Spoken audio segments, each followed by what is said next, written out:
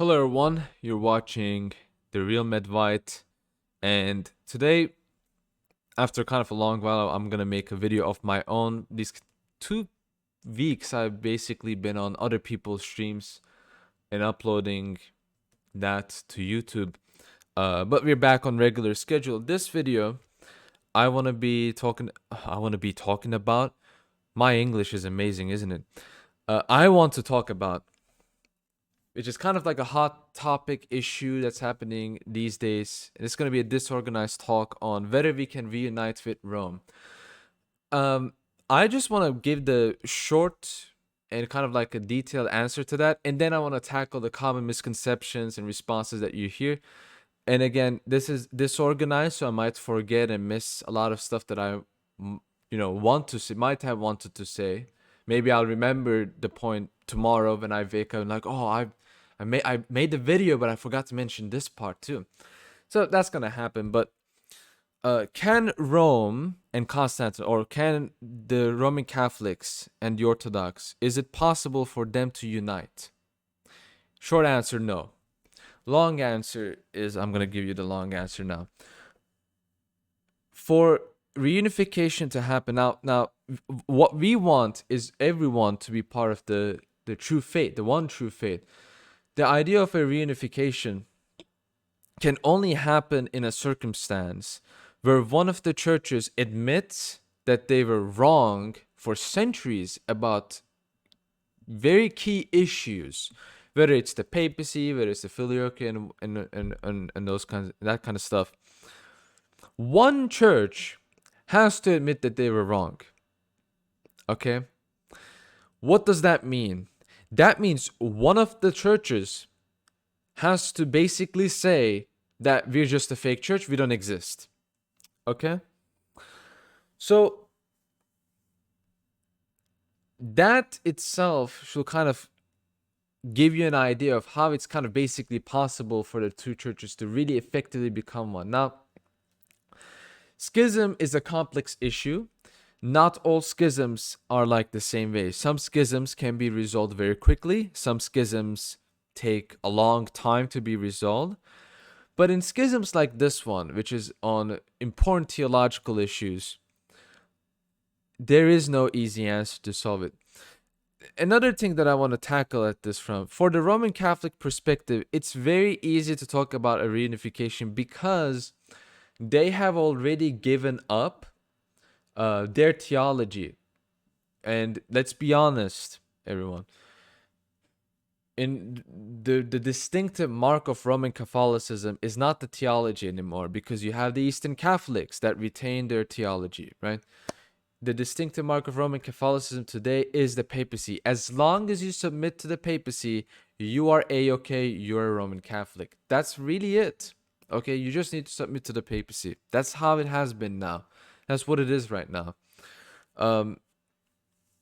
Again, as I said, you have Eastern Catholics, and the Eastern Catholics is just, it doesn't just refer to Greek Catholics. It's not referring to, just uniates. It's also referring to the Nestorians, the Monophysites that are under the Roman Catholics, the Chaldeans, right?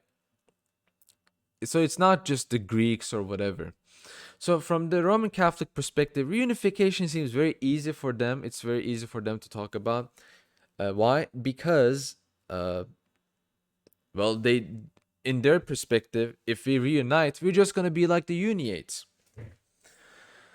But in our perspective, it's very different. You see, this idea of reestablishing communion, the Eucharist, Eucharist is a lot of different things, but Eucharist is a sign of a united faith.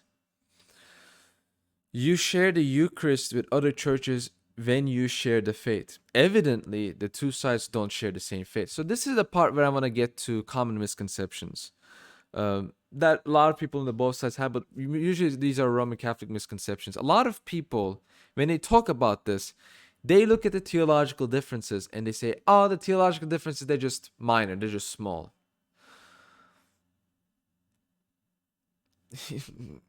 Here's what I want to say to them. First of all, know your place, shut your mouth, and don't speak about these things ever again until you actually acquire brain. Look, throughout history, there has been many heretical groups where the distinctions, the theological distinctions, comparatively speaking, have been minor. Okay, so let's say, for example, entertain me for a second. Let's say that there is this Apollinarian church that has existed since the 4th century and it exists still today. And this Apollinarian church is like Roman Catholic or Oriental or whatever, right? And the only difference we have is the Christological model. We say that Christ is fully human. They say he's not fully human. Instead of a human mind, there is Christ. There is the Word of God that replaces the human mind. That's the only difference. That, comparatively speaking, that's a smaller difference. I mean, with the Roman Catholics, we have a Trinitarian difference, right? The Filioque is a Trinitarian issue. With the Apollinarians, it's a Christological issue, but there's no other differences, right? We don't have to deal with the papacy issue. For the church fathers at that time, to suggest that we could, unite with the Apollinarians or whatever, out of, that's not even a question. For the church fathers at that time, Apollinarianism was another religion. The Apollinarian Christ is not the same Christ that Christians believed. They will go as far as saying that. All you need to do is just read the church fathers who respond to Apollinarianism. So the point that I'm trying to make here is that to kind of hand wave the theological differences is just completely stupid. And another problem is that it's very easy for them to hand wave the differences when you have no idea about the theology. A lot of these people, they have no idea about theology, period. They don't know anything. They have no idea. They have zero clue. So it's very easy for them to say that. They just say, oh, but a couple of these academics and some bishops, who cares? Who cares? Nobody cares. Nobody freaking cares about what a couple of idiots say. Even if those idiots happen to be bishops, whether they're Roman Catholic bishops or whether they're Orthodox bishops, right? Bishops can be wrong, but the church can never be wrong. Okay? And the church understands that there are severe differences between the theologies. And as I said, the Roman Catholics have already given up ground when it comes to theology just by admitting into communion Eastern Catholics. And some people might say, oh, but we just accept their rights. We don't accept the theology. And this is a point that I made in the stream with Ubi Petrus, is that there's this strange idea that a lot of people have where they say, oh, Palamite theology, Orthodox theology, we don't accept it. It's heretical. But Palamite liturgy, that's based on, Palamite theology. I hate the term Palamite, by the way, but I'm just, it's a caricature of a Roman Catholic. Oh, a Palamite liturgy that's based on Palamite theology, that's A-okay. That does not make any sense, okay? Because we don't separate the liturgy from the theology. In other words, we don't separate scholasticism. What I mean by scholasticism is the philosophy, the theology, the belief system, right? The kind of hard, nerdy theology stuff. With mysticism, what does mysticism mean? Prayer, worship, that kind of stuff. Right? We don't separate these things. They're both interconnected with each other. You can't separate them. They're one. They all comprise under one label, theology. Okay? They're distinct, yes, but they're all one and the same thing, you can basically say. So we don't separate these two very crucial things, scholasticism and mysticism. We don't do that. In the Roman Catholic mindset, I've seen this kind of attitude a lot, where they kind of think of the liturgy as this, oh, liturgy is just aesthetical, just this beautiful aesthetics thing. And, the theology, that's just what the nerds do, right? That's just like what a couple of die-hard nerds do. That's what Eric Ibarra said. Completely childish. Absolutely childish. You have no clue what you're talking about. That's not what it is. Theology is the foundation of the worship, right? And so treating liturgy as this like aesthetic, no, that's not what it is. It's not about aesthetics. Is it aesthetically pleasing? Yes. But that's not the purpose. It's aesthetically pleasing. Why? Because the theology is beautiful. And the worship is the manifestation of the theology. It's a manifestation of the faith. So of course it's going to be beautiful because the theology behind it is beautiful. It's kind of like that. But I'm not an aesthetics nerd. I'm not gonna say I don't believe in this. Beauty is gonna save the world. Kind of. I'm not that kind of a person. Okay, I don't believe in that.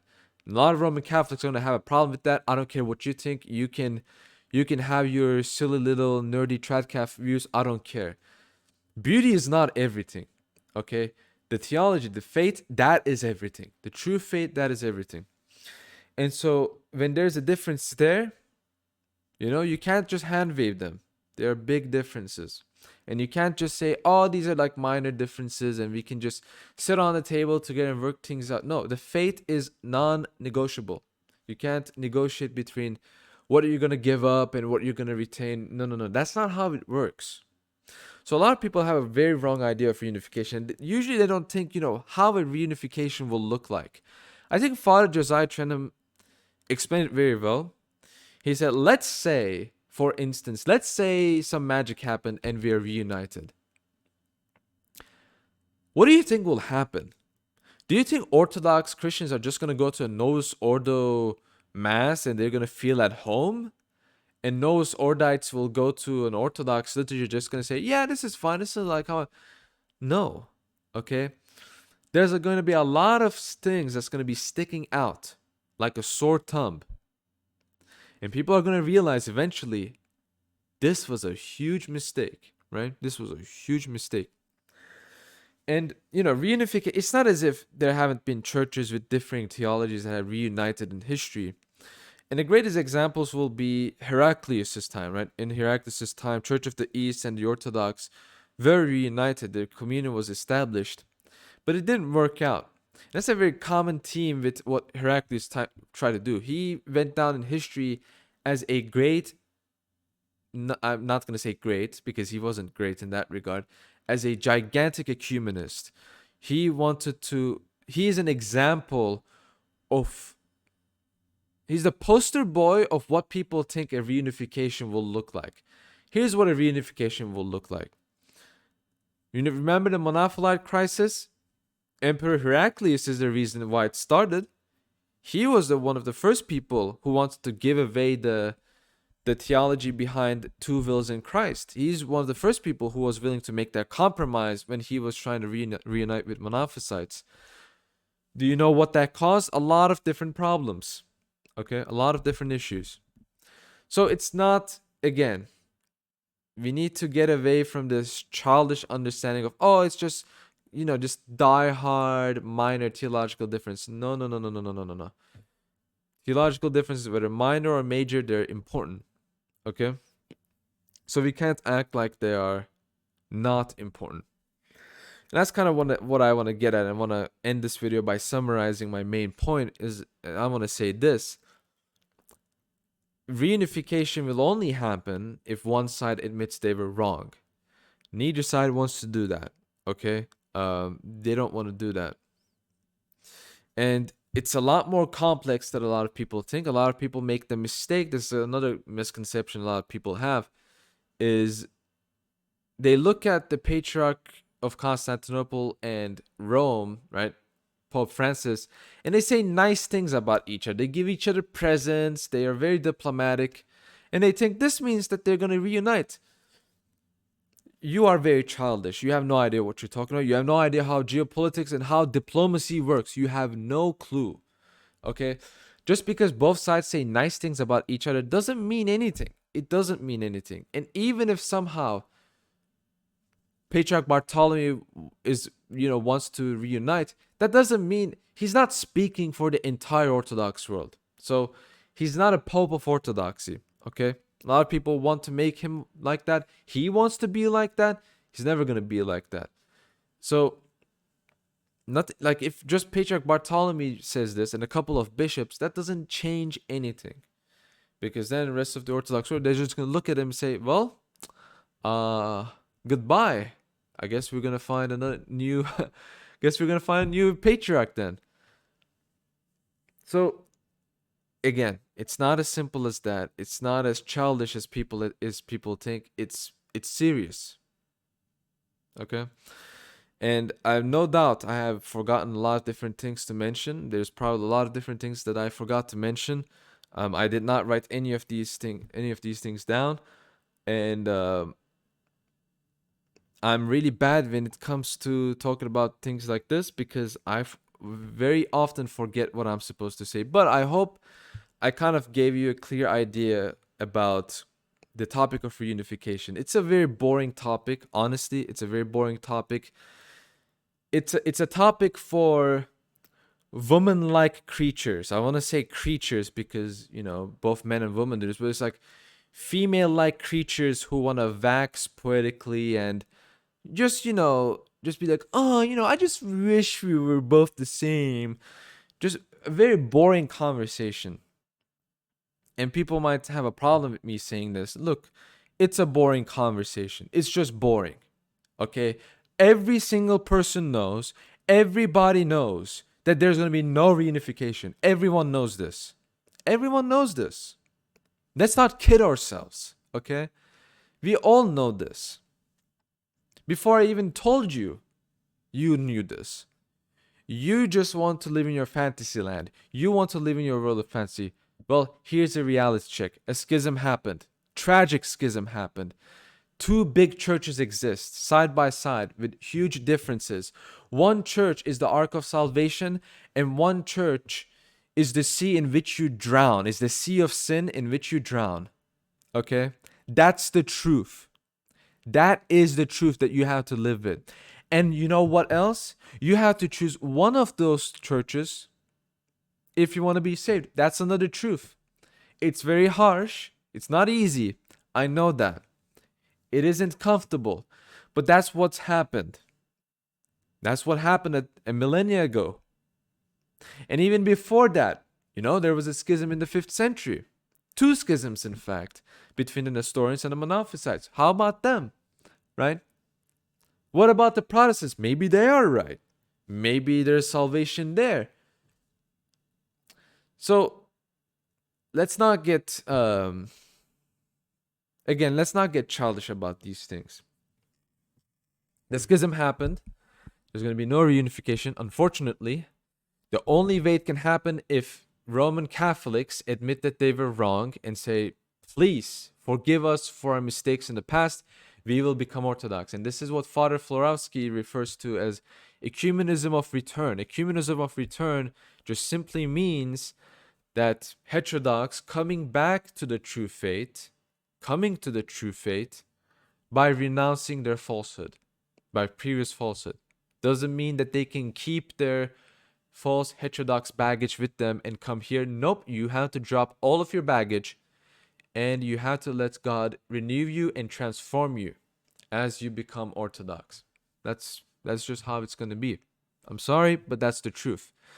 So let's stop with this lame reunification talk. Let's get to the real stuff. There's going to be no reunification. There are severe theological distinctions.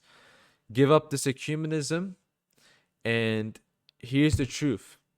You have to choose between one of the two churches if your decision is Roman Catholic or Orthodox, or you have to choose between any of these churches. That is a true church. It's a serious issue. Treat it as one. Don't treat it as two separate. People treat this as something like they think that this is like two separate fandoms that you can somehow like rehabilitate. They think like the lives of the saints, that the theology is just some nerdy stuff. It's just some stuff that nobody cares. It's just some stuff for the pearl clutching grandmas that go to liturgy like once per month. You are an idiot if you believe this. You are an idiot if you actually believe in this nonsensical view. All of this stuff, the lives of the saints, the theology, ecclesiology, they all matter. And one side, I will end this here. One side, forgive me for this very, very crude expression, because I am a crude person. Okay, I'm a very crude person, but I'm also a very honest person. One side are wearing pants that are full of shit, and the other side is the Orthodox Church. Make your decision. That's all I'm gonna say, and that's what is going on. That's what I want to end my video with. So thank you if you listen to this until the end. Thank you for listening to my rambling. Again, I want to reiterate: one side is full of shit, and the other side is the Orthodox Church. Make your decision. There's going to be no reunification. It's vain babbling. It's vain talk. If you read Saint Justin Popovich, the idea of even referring to the Vatican councils is blasphemous. It's sinful for Saint Justin. How more blasphemous will it be to even talk about something like this? So please, what should we do then? What should we do then? Here's the answer. Bring them to the true faith. Bring these people to the Orthodox faith. That is the solution. That is your solution. You want to save Roman Catholics? Make them Orthodox. Make them Orthodox Catholics. Orthodox Catholics meaning part of the Orthodox Church. The one holy Catholic and Apostolic Church that preserves the true faith ever since Christ established the true faith. Scratch that. Ever since the prophets proclaimed the true faith. Scratch that. Ever since God created the universe. Okay? Ever since that, the true faith is preserved to this day in the Orthodox Church. Become Orthodox. That is your solution. Thank you all for watching this. Sorry for rambling. Sorry if I've offended you. Actually, screw you. I'm not sorry. I haven't said enough if you're offended, so I don't care. Thank you for listening. Thank you for listening. I hope this makes you think, right? I hope this makes you think. If you made you learn something new, and I'll see you guys in a future video. God be with you all.